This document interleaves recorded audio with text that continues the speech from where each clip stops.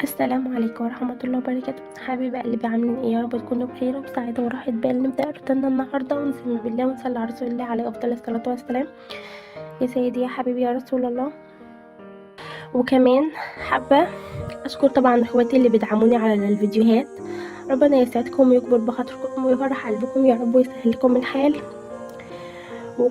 وبرضه لي أخ كان دخل دعمني، بس أنا كنت بس عاملة قريب. ربنا يسعدك ويفرح قلبك يا رب.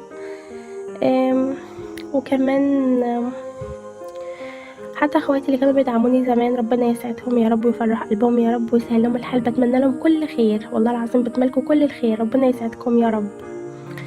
وكل اخواتي بقى اللي بيدعموني انهم بيشاهدوا الفيديو وبيعملوا لايك، يعني الف حمد وشكر لك يا رب.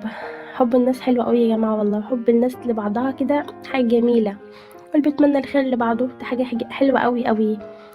فربنا يرزقنا بولاد الحل يا رب ويسعدنا يا رب ويسهل لنا الحل يا رب كلنا جميعا.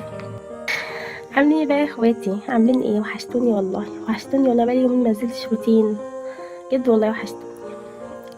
نبدا بقى النهارده. رتبت السرير، وبعد ما رتبته بقى قلت بقى اكنس بقى الاوضه واكنس كمان الصاله دي معاها، واخلي الاتنين يعني التراب يدخل على بعضه، يعني يبقى مع بعضه كده، علشان خاطر دي بتبقى قريبه من الاوضه الصاله دي.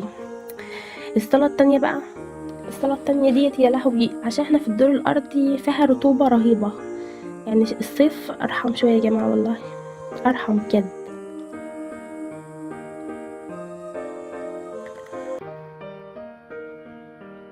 كانت في سجاده صغيره كده قدام الاوضه، شلتها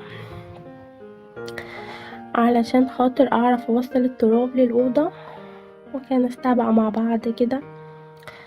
اهم حاجه الترتيب يا جماعه، والله الترتيب ده حلو قوي، والتنظيم. حرام والله ان البيت قديم، بس والله التنظيم حلو قوي.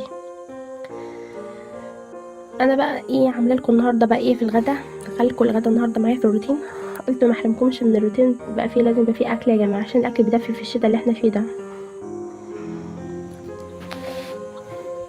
واخدكم معايا السطح، وعقبال عندكم يا رب كده. عندنا بكره ان شاء الله مناسبه حلوه، عندنا كده ضيفه جايه جديده، ضيفه حلوه وصغنونه وحلوه بطوطه كده وحلوه. لسه مش عارفين شكلها ايه والله، ولا ملامحها ايه بالظبط، بس ان شاء الله هعرفكم عليها قريب. يعني ضيفه صغنونه وحلوه كده وبطوطه وحلوه.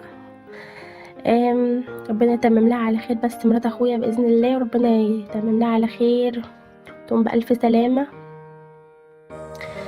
فالايام اللي جايه بقى هبقى مشغوله، يمكن ما اعرفش اعمل روتين في الايام اللي جايه دي خالص، ويمكن اعرف، الله اعلم، مش عارفين ظروفنا ايه الايام اللي جايه دي. فانا قلت استغل النهارده ان انا يعني مش مضغوطه قوي في البيت وكده.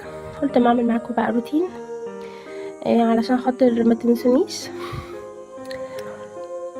وانا بقى فضلت بقى اشتغل كتير كده ورا بعض علشان خاطر الحق ان انا انزل اخبز مع ماما، لان الخبيز الفرن ده لازم يكون حد معاكي وانت بتخبزي طبعا. هو بتبقى قاعده قدام الفرن، يعني بتبقى مشغوله في الفرن خالص، يعني بتبقى ملهاش دعوه بالتبطيط ولا الحاجات دي خالص يعني.